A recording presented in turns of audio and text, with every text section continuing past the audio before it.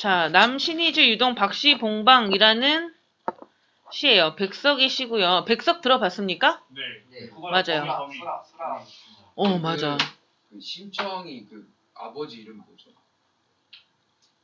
아무도 모릅니까? 심청의 아버지 이름? 신봉사라고 하면 부르지 않아요? 저 알아요. 아, 이거 모르냐? 뭔데요? 사람. 왜 쓸데없는 얘기해가지고. 심학교입니다. 아, 맞아. 오, 진짜요? 응. 제가 말하는 거예요. 그 왜 얘기한 심청이 거야? 본명이에요? 심청이 본명이 아니라 아버지 이름을 물어봤잖아요. 심청은 본명이에요. 심청은 본명이지 뭐 그때 예명이 있었겠어요? 심슨 아니야? 아, 그 바다 가서 심슨. 쌀 300석 할 때 그 백석 아니에요? 그 밭이라고 그러잖아요. 성이 신이구나. 준혁아 너무 창피하니까 그런 얘기는 좀 귓속말로 해줄래요? 자, 백석이 시는 시대적 배경은 언제라고 생각하면 될까요? 일제강점기. 맞아요. 일제강점기입니다. 자, 자신의 삶에 대한 성찰을 담은 시다. 다양한 맥락에서 작품을 감상하고 결과를 소통하자. 뭐 이런 내용이네요. 시를 한번 읽어볼까요? 준혁아 슬프게 읽어주세요.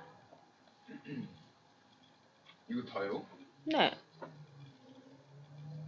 어느 사이에 나는 아내도 없고 또 아내와 같이 살던 집도 없어지고 그리고 살 때난 부모며 동생들과도 멀리 떨어져서 그 어느 바람 쐬는 쓸쓸한 거리 끝에 헤매었다. 바로 날도 저물어서 바람은 더욱 세게 불고 추위는 점점 더해오는데 나는 어느 목순의 집 헌사회가 사는 방에 들어서 쥔을 고치었다. 이리하여 나는 sem내나고 춥고 느긋한 방에서 낮이나 밤이나 나는 나 혼자도 너무 많은 것 다시 생각하며 뒷농배기에 북떡불이라도 담겨오면 이것을 안고 손을 째며 제후에 뜻없이 글자를 쓰기도 하며 또 문 밖에 나가 비도 않고 다리에 누워서 머리에 손깍지 벽에를 하고 울기도 하면서 나는 내 슬픔이며 어리석은 너를 소처럼 연하여 새김질하는 것이었다. 내 가슴에 꽉 매여 울적이며 내 눈에 뜨거운 것이 피는 비밀적이며 또 내 스스로 가끔 낯을 물도록 부끄러울 적이며 나는 내 슬픔과 어리석음에 놀려 죽을 수밖에 없는 것을 느끼는 것이었다. 그러나 잠시 뒤에 나는 고개를 들어 화연 문창을 바라보든가 또 눈을 떠서 높은 천정을 쳐다보는 것인데 이때 나는 내 지치며 힘으로 나를 이끌어가는 것이 힘든 일인 것을 생각하고 이것들보다 더 크고 높은 것이 있어서 나는 나를 마음대로 굴려가는 것을 생각하는 것인데 이렇게 하여 여러 날이 지나는 동안에 내 어지러운 마음에는 슬픔이며 한탄이며 가라앉을 것은 차츰 앙금이 되어 가라앉고 외로운 생각만이 드는 때쯤에서는 저 나주 손에 살랑살랑 쌀랑눈이 와서 문창을 치기도 하는 때도 있는데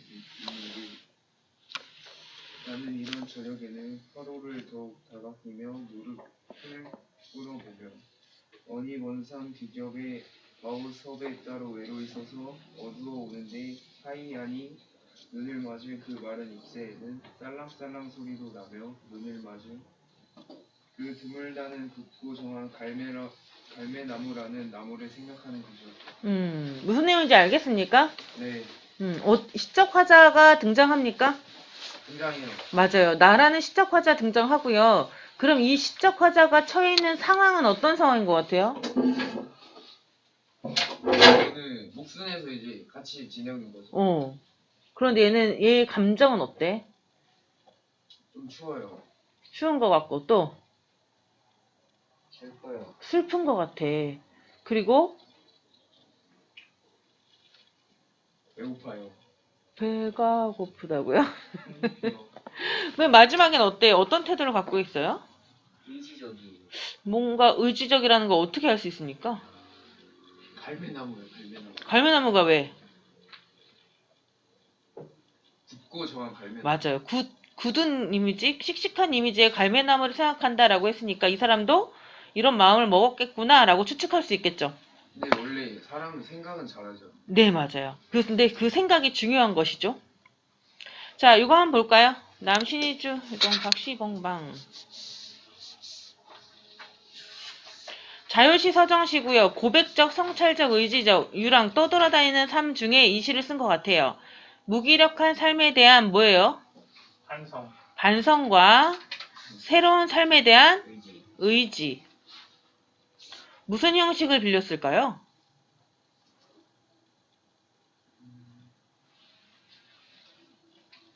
편지 형식입니다. 아닌 것 같지만 좀 이따 설명을 할게요.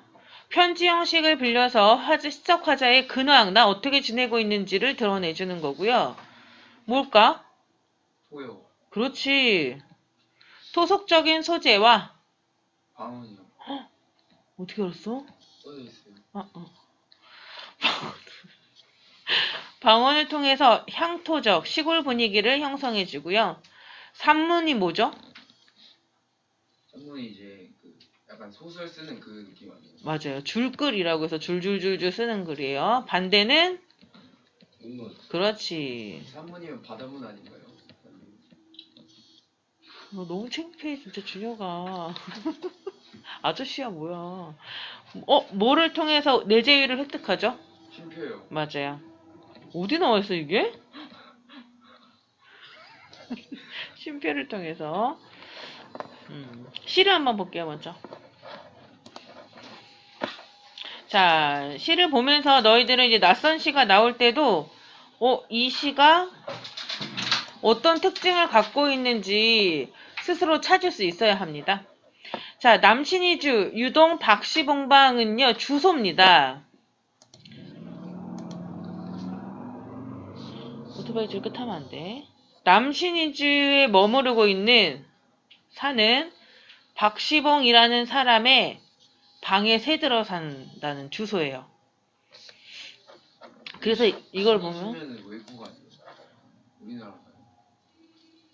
옛날에는 일제강점기 때 우리나라였죠. 평안북도인가 그럴걸요? 평안도? 그래서 이 제목을 통해서 편지 형식인 걸 알 수 있어요. 얘가 주소니까. 아, 선생님 이거 그럼 뭐 우체 배달부가 있었던 거예요? 우편 배달부죠. 아, 그 당시도 있었지 않겠습니까? 배민도 있었어요. 네, 있었습니다. 우리는 배달의 민족이니까요. 네, 근데 박시봉이 그럼 목사 이름이 박시봉이에요? 목사가 아니고요, 목수입니다. 아, 목수요. 엄청 부끄럽네요. 자, 시를 한번 읽어봅니다. 시적 화자가 있는 것 같은데 시대적 배경 지식을 갖고 읽으면 좀 더 수월하게 읽히겠죠. 어느 사이에 나는 아내도 없고 아내와 같이 살던 집도 없어지고 또 살뜰한 부모며 동생들과도 멀리 떨어져 있어 라는 것을 보면 가족이 모두 해체됐어요. 고향을 잃어버렸다는 거죠. 이거 약간 현진건 고향 그 느낌이네요. 같은 시대입니다. 오.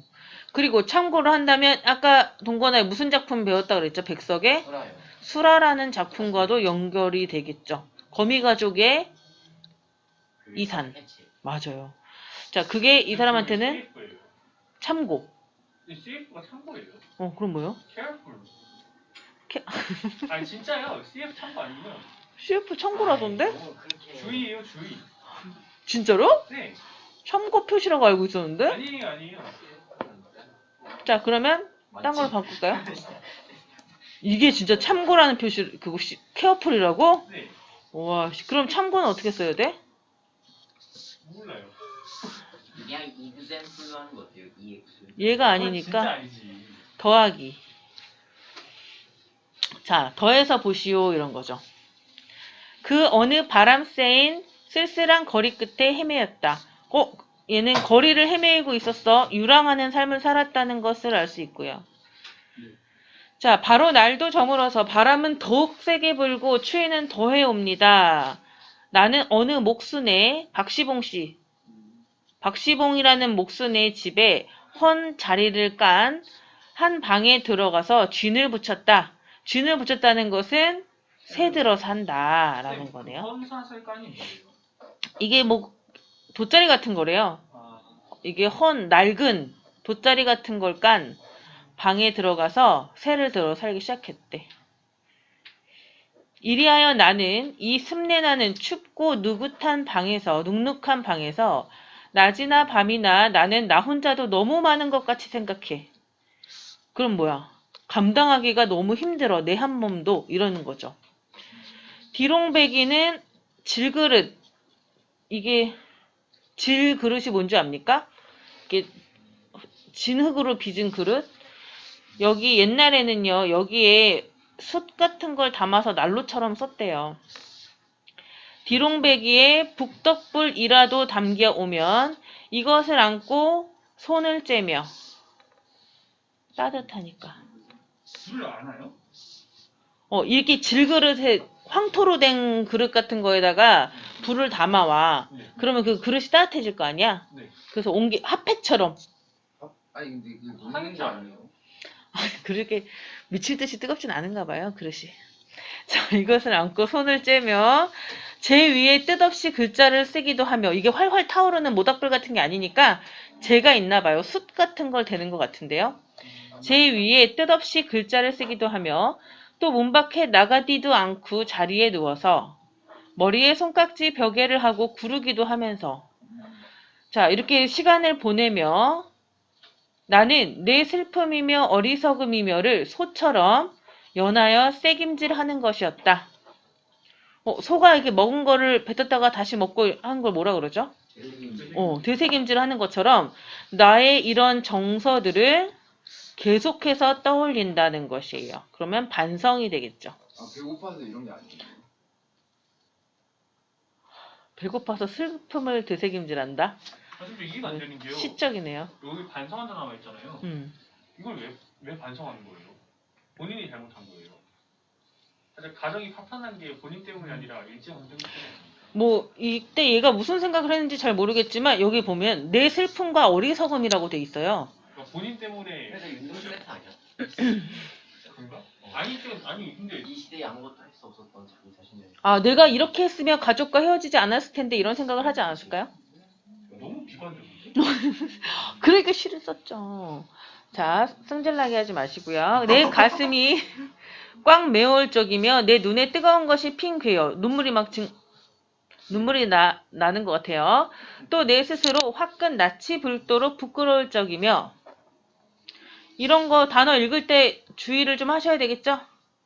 나지가 아니라 나치라고 읽으셔야 됩니다. 나는 내 슬픔과 어리석음에 눌려 죽을 수밖에 없는 것을 느껴. 나는 부끄럽고 슬프고 멍청해. 그래서 나는 어떻게? 나 진짜 죽을 수밖에 없는 존재인가? 라고 생각하는 겁니다. 완전 적이면 뭐 무슨 적이면 무슨 적이면 뭐뭐 할 때 적이 왜 때? 내가 어렸을 적에 이런 얘기 쓰지 않아요? 사랑의 담배 필적인. 그러니까 그렇게 쓰잖아요. 나 어릴 적에. 자, 그거 겁나 중요한 거 나옵니다. 자, 그러나가 나와요. 시상의 전환이 이루어지는 부분입니다. 여기 앞에는 슬퍼 죽겠어. 나 진짜 죽을 수도 있거든, 슬퍼서. 라고 얘기했는데, 그러나 라고 생각을 좀 바꾸는 것 같아요. 시상의 전환이 이루어지는 단어를 찾아라 라는 문제도 나올 거예요. 잠시 뒤에 나는 고개를 들어 하얀 문창을 바라보든가, 또 눈을 떠서 높은 천정을 바라봅니다.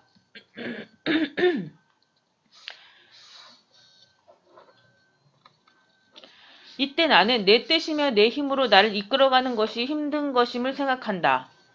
내가 할 수 있는 일은 지금 아무것도 없는데 라고 생각하고 이런 것들보다 더 크고 높은 것이 있대. 모르지만 나보다 더 크고 현실보다 더 높은 어떤 것이 있어서 나를 이끌어가는 것을 생각한다. 이렇게 하여 여러 날이 지나는 동안에 자 결국 뭐야? 나를 이끌어가는 어떤 운명이 있겠구나. 내가 할 수 있는 건 지금 아무것도 없으니까 너무 절망에 빠지지 말아야겠다 라고 생각하는 것 같아요. 내 이런 어지러운 마음에는 슬픔이며 한탄이며 이렇게 부정적인 것들, 가라앉을 것들은 차츰 앙금이 되어 가라앉고 그냥 외로운 생각만 드는 때쯤 해서는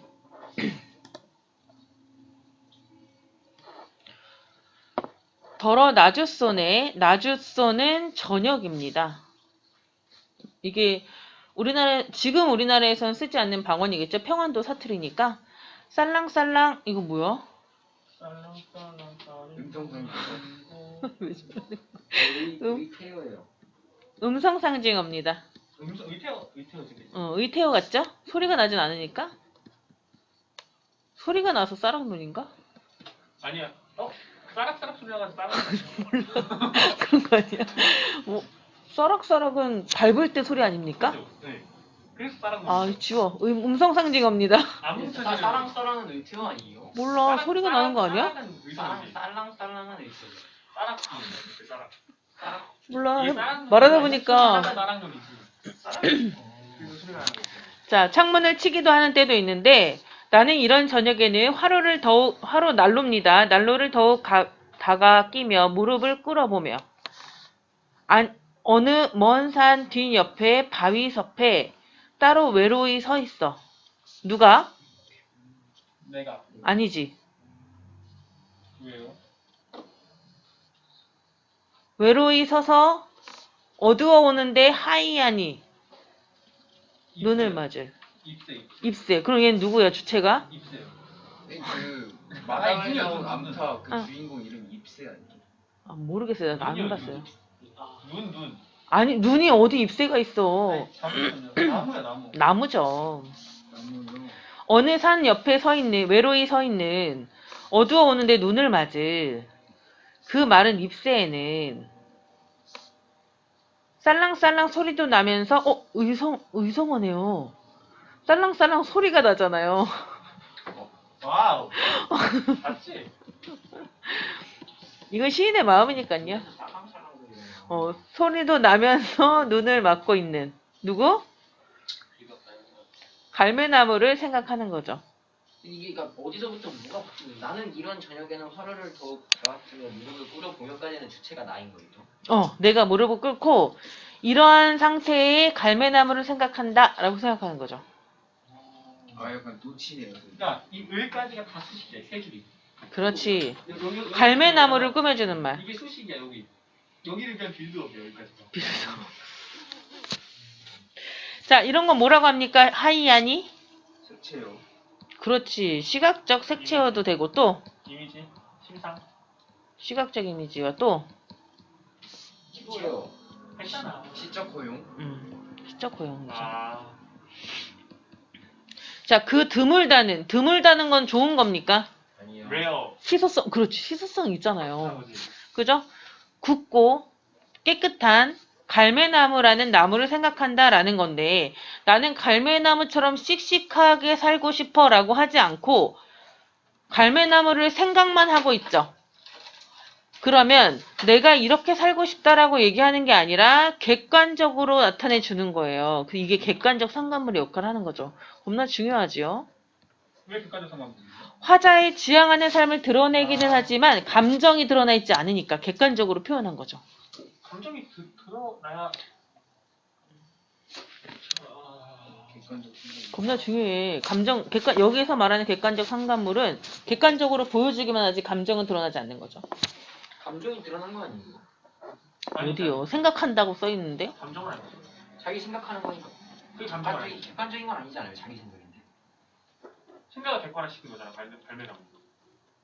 자기의 생각을 객관적인 사물, 내가 아닌 사물로 표현했다고 생각하시면 될 거예요. 갈매나무가 왜 생각했겠어요, 얘가? 발매나무의 특징이 굵고 깨끗하잖아. 발매나무가 어떻게 그 특징 이용해가지고 생각을 객관화한 거라고. 자, 한 번 더 돌려서 표현했다라고 생각하면 될 거예요. 그리고 화자의 정서가 어떻게 변했는지 알고 있죠? 네, 삶의, 슬펐어요. 반성해요. 갑자기 조물주 탓으로 돌려요. 언제 그랬어? 감정이지. 오히려 내가 너무 슬퍼. 나 진짜 외롭고 쓸쓸하고 거지 같고 너무 죽고 싶어. 그런데 어떤 조물주인지는 모르겠지만 어떤 운명을 생각하는 거야. 그래서 운명론적 인식이 드러납니다. 그리고 바위 옆에 따로 외로이 서 있고 어두운데 하얗게 눈을 맞는 건 누구예요? 나무. 그렇지, 내가 아니고 갈매나무인데 나처럼 얘가 뭘 겪고 있다고 보는 거야? 시련 속에 있다고 보는 거죠. 그렇지만 얘는 어때? 이 나무는 고 정이요. 깨끗해요. 굵고 씩씩하고 깨끗하다는 말이야.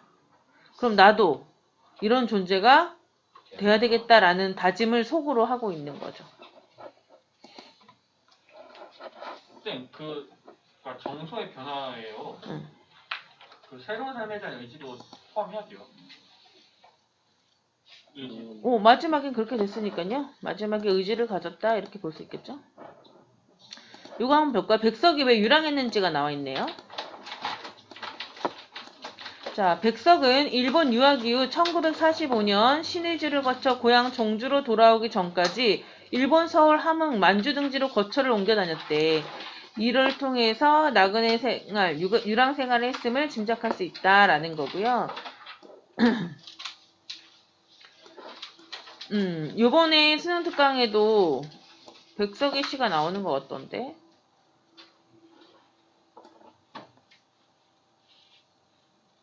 백석의 작품 이거 한번 읽어볼까요?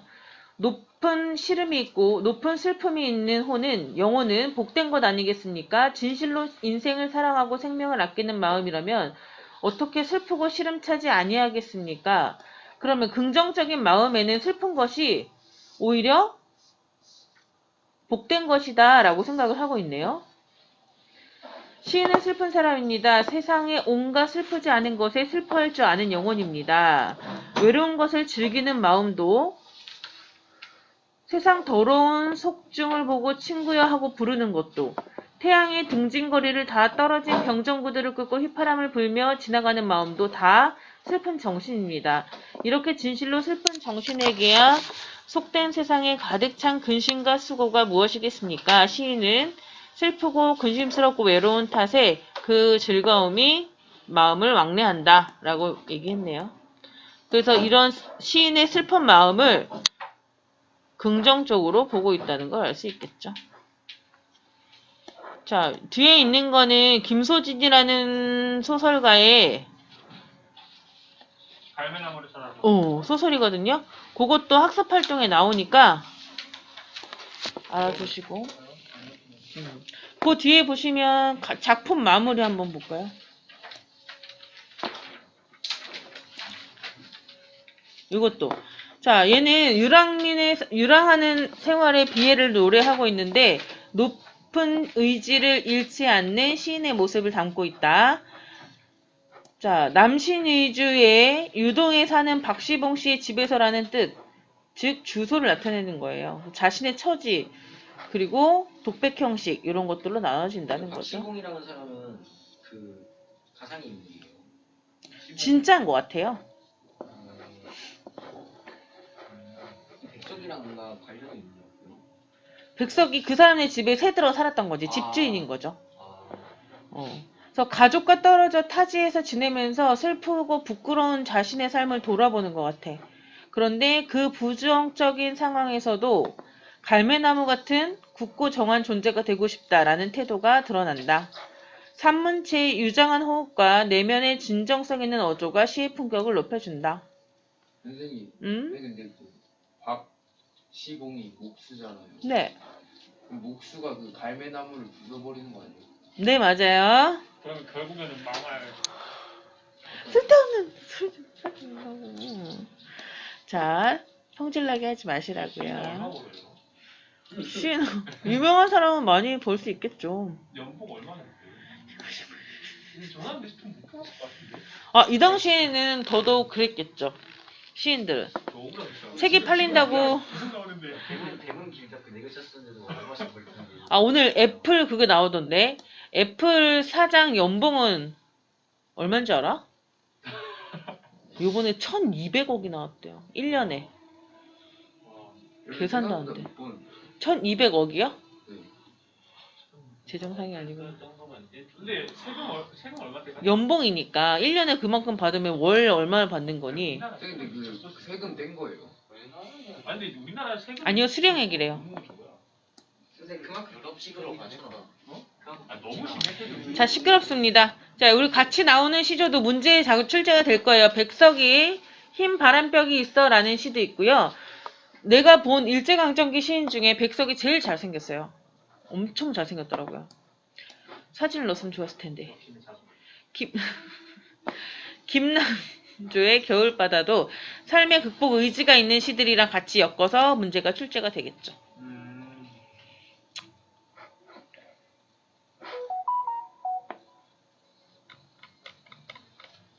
끝. 글쎄 이 정서 변화가요.